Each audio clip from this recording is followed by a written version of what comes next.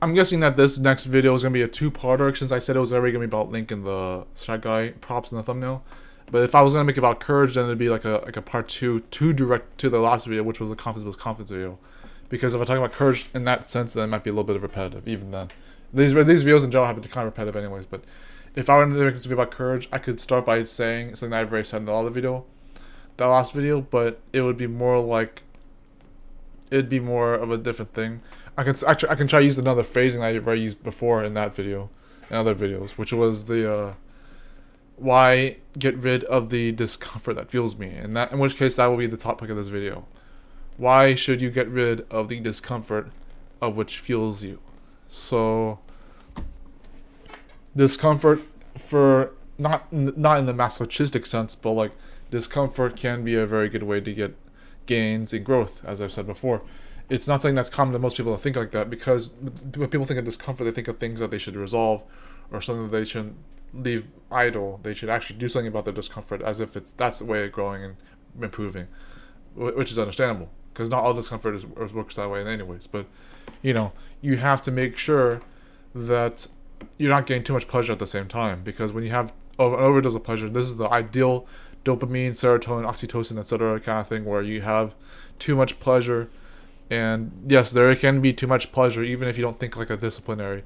There is a way to have too much pleasure and have it overload your systems, and like not even just in the addict sense, but actually having too much hedonism and not knowing where to stop it, and not knowing where to stop being the person who does nothing with their life. But that's an extreme. But who does nothing with their life, but just thinks that there's nothing of a purposeful way to do things. Not necessarily having to follow a purpose, but to have no purposeful ways of doing things, even if the purpose can be found in things that you already do anyways, including the pleasurable moments. But finding something like some sort of a balance, even if that balance means that some things can be moderated, because I said before that moderation can't literally be in everything. There are some things you have to actually make the most abstinence from, like your addictions. You have to try to abstain from some form of addictions, some forms of how your bad habits are ruining your life, or even if they're not ruining your life, even if they're just like affecting you in a negative way in a general sense. Not even has to be evil or bad or dumb, but any sense of that, and having to abstain from those, and that will be good enough. But if you can go even further, that's good also. But to have a discomfort from the pleasure, all the same, you're having to make sure that you're growing for the right reasons. You're not just getting discomfort for the sake of getting discomforted.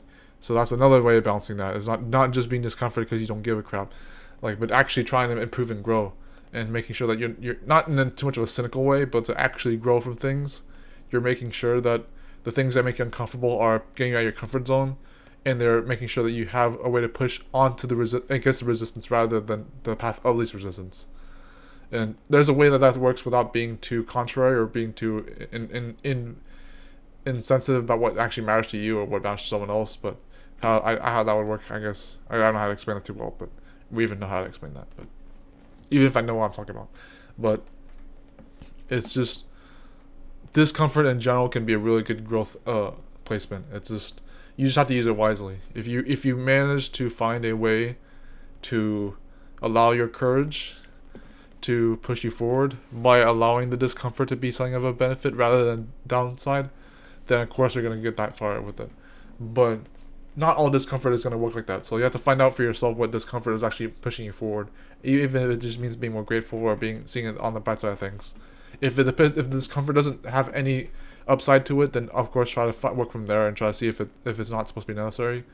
But there are some kinds of discomfort I bet you will be beneficial to you. And the norm of this, the mainstream ideal of this, will be against the idea of discomfort being good in the first place. And you have to make sure that you're not falling that in too much.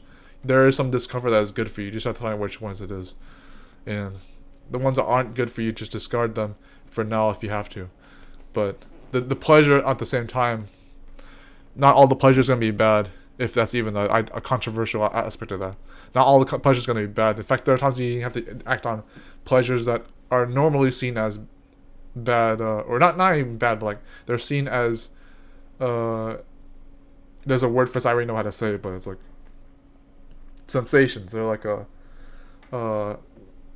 guilty pleasures, maybe not so much, but sensations of actually making sure that you're taking care of yourself and your well-being, including doing some of the pleasures that you may very well see the reward instinct, or not even the instinct, but like the reward psychology, or the reward, or even not even just as a reward. Even that's an excuse in some other obvious ways, but to have a reward for yourself, whether it's healthy or disciplined, or even accidental, even that kind of reward would be okay for that pleasure. But to have it actually there, to make sure you're not hurting yourself too much by having too much self-improvement or too much discipline and too much discomfort, then have that pleasure be there just in case you fall back into certain habits. Even if though some of those habits are bad, it's okay. Just make sure you have not push yourself too much. You're not slowing down too much on your growth, your discipline, but you're not pushing too hard at the same time. So that's how you would go about that kind of thing.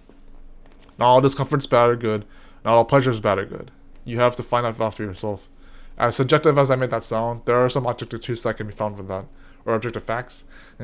But yeah, that's what I got for you in this video. Next video should be about the way that you can be flexible in any environment. That's gonna probably have the wire prop with the mechanic hat, and he's an interesting problem made. He's gonna have him maybe, and if not him, then it's going to be one of the other props I made for the claymations. Maybe not all of them, but some other ones. It's gonna be about that. It's gonna be about how to be flexible in any environment. So there you go. See you guys later. Next time video.